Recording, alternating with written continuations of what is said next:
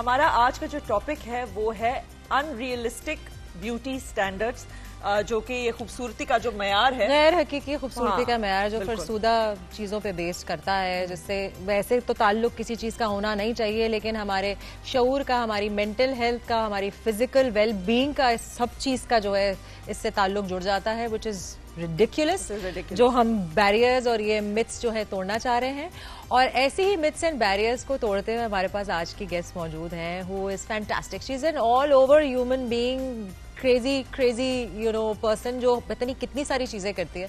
And I met her because इनके भाई, बल्कि पूरे खानदान से ही मेरी इतनी दोस्ती है। मैं इनके एक भाई को जानती हूँ, बल्कि मैंने अपना करियर जब शुरू किया था तो उनके साथ मैंने एक सिटकॉम भी किया था। Let's not dim her light, because she has her own presence, her own you know existence as a professional.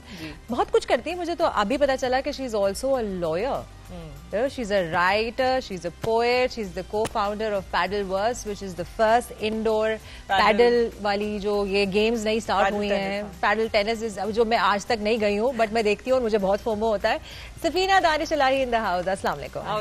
Thank you so much for having me.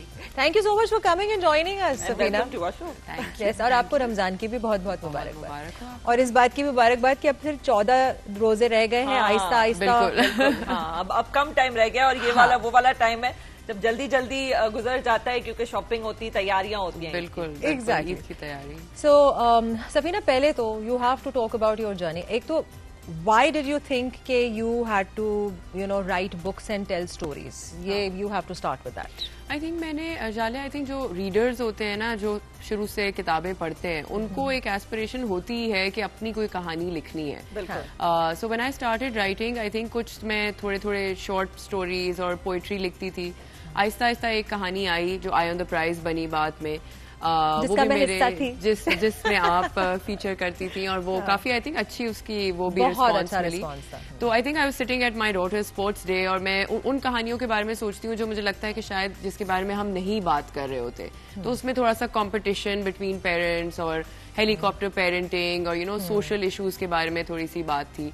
फिर नेक्स्ट किताब लिखी, वो भी idle stance of the tippler pigeon जी। वो भी एक ऐसी थी कि एक भाई बहन की कहानी है जिनके घर में उनकी मेड की बेटी भी साथ रहती है, और हम ऐसी भी इश्यूज काफी सुनते हैं। बड़ी दर्दनाक थी वो।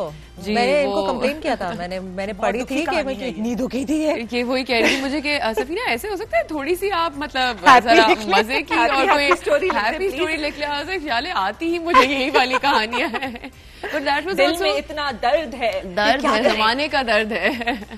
But I think you know मुझे थोड़ी सोशल इश्यूज की कॉन्वर्सेशन करने का थोड़ा सा रुझान है, क्वेश्चन करना बहुत अच्छा जी। और फिर अगली किताब भी जो मेरी आ रही है वो भी एक दोस्तों के बारे में है, उनके यू नो उनके ट्रॉमास, उनकी दोस्ती, उनकी एडल्ट लाइफ। तो थोड़ी सी मेरी अंडररेटेड कहानियां होती है, कोई बहुत सनसनीखेज नहीं होती, बट ये कि उसमें थोड़े इश्यूज जो हैं वो रिलेशनशिप पे बेस्ड। तो जैसे कि हम मंशा ने बताया था आपको कि हमारा जो आज का टॉपिक है तो वो रिलेट करता है इन्हीं इसी सोशल इशू के बेसिस पे कि उसकी वजह से कितने सारे सोशल इश्यूज जो है वो जन्म लेते हैं। बिल्कुल, कि वो आपकी फरसूदा जो आपकी आउटर अपीयरेंस है उसके ऊपर इतना फोकस होता है कि आप अपनी मेंटल हेल्थ को गवा देते हैं उसको पूरा करने में। So what do you think, like मंशा ने बहुत अच्छा स्पिरिचुअलिटी से भी दूर होते हैं। जी, आप जो है इंसान की जो बाहर से वो जैसा लग रहा है उसी पे उसको जज करते हैं। बहुत सारे लोग हैं वो बाहर से बड़े इनोसेंट लगते हैं, तो लोगों को लगता है कि भाई ये तो बहुत मासूम है, लेकिन अंदर से वो होते हैं। और एक और चीज भी जो मैं मेंशन करना चाहूंगी, जो एक्चुअली जिब्रान ने, मंशा's हस्बैंड, मेंशन कि हम बड़े सबलिमिनली जब खवातीन की बात करते हैं तो सिर्फ उनकी खूबसूरती के ऊपर बात होती है। तो उन्होंने यही कहा था कि आप एक अवार्ड शो में अगर किसी को इंट्रोड्यूस कराना होता है, किसी एक्ट्रेस को, तो वेरी ब्यूटीफुल, तो वेरी एलिगेंट, याडा याडा। और जब आपने किसी आदमी को इंट्रोड्यूस कराना होता है तो वेरी चार्मिंग एंड उनकी पर्सनैलिटी के लिए कोई डायनामिक, हाँ, उसके हिसाब से जो है वो उनके एडजेक्टिव्स होते हैं। सो एक तो ये डिमार्केशन है। सो आप as a female living in this society, have you faced anything of the sort which has been definitely जाले? I think मंशा, I think हम लोग जो हैं बड़े ही superficial society में, मतलब सिर्फ पाकिस्तान की बात नहीं है, ये तो you know all over की बात है कि you are treated differently when you look a certain way. Pretty privilege जिसको कहते हैं कि pretty privilege एक असली चीज है। और आप देखें ये बचपन से शुरू होती है, मतलब 10 साल की बच्ची या बच्चे, you know boys and girls both, कोई थोड़ा सा जिसका वजन ज्यादा होगा या किसी की स्किन खराब होगी या किसी के बाल पतले, आपको एक ट्रीटमेंट अलग मिलती है। और एक मैं आपको एक्चुअली एक छोटी सी स्टोरी जल्दी से कोट करूंगी। एक मेरी बहुत ही समझदार सहेली है, बहुत ही समझदार, शी इज अ डॉक्टर, और उनके बच्चे हुए, उनका थोड़ा वजन बढ़ा, तो शी सेड कि मेरा people started treating me very differently. मैं एंटर होती थी रूम्स में, एकदम से वो ऐसे लगता है कि जैसे आप लेजी हो। अगर थोड़ा वजन बढ़ जाता है तो आप देखें कि एक सुपरफिशियल क्वालिटी की वजह से आपकी बाकी टैलेंट्स और इंटेलिजेंस को बिल्कुल डिमीन कर देते हैं। बिल्कुल।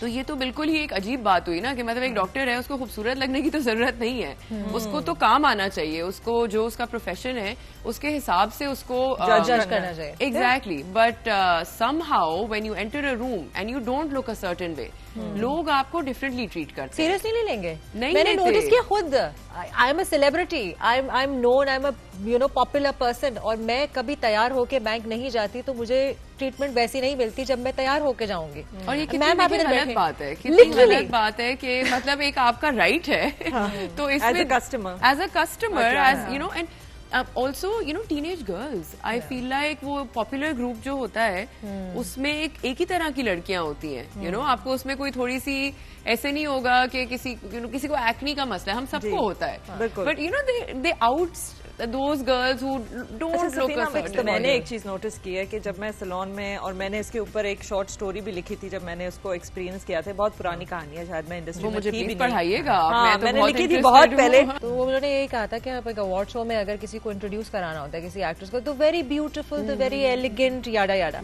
और जब आपने किसी आदमी को इंट्रोड्यूस कराना होता है तो वेरी चार्मिंग एंड उनकी पर्सनैलिटी के लिए कोई डायनामिक, हाँ, उसके हिसाब से जो है वो उनके एडजेक्टिव्स होते हैं।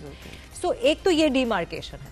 सो आप as a female living in this society, have you faced anything of the sort which has been? Definitely जाले, आई थिंक मंशा, आई थिंक हम लोग जो हैं बड़े ही सुपरफिशियल सोसाइटी में, मतलब सिर्फ पाकिस्तान की बात नहीं है, ये तो ऑल ओवर की बात है कि you are treated differently when you look a certain way. Pretty privilege जिसको कहते हैं कि प्रिटी प्रिविलेज एक असली चीज है। और आप देखें ये बचपन से शुरू होती है, मतलब 10 साल की बच्ची या बच्चे, बॉयज एंड गर्ल्स बोथ, कोई थोड़ा सा जिसका वजन ज्यादा होगा या किसी की स्किन खराब होगी या किसी के बाल पतले, आपको एक ट्रीटमेंट अलग मिलती है। और एक मैं आपको एक्चुअली एक छोटी सी स्टोरी जल्दी से कोट करूंगी। एक मेरी बहुत ही समझदार सहेली है, बहुत ही समझदार, शी इज अ डॉक्टर, और उनके बच्चे हुए, उनका थोड़ा वजन बढ़ा, तो शी सेड कि मेरा people started treating me very differently. मैं एंटर होती थी रूम्स में, एकदम से वो ऐसे लगता है कि जैसे आप लेजी हो।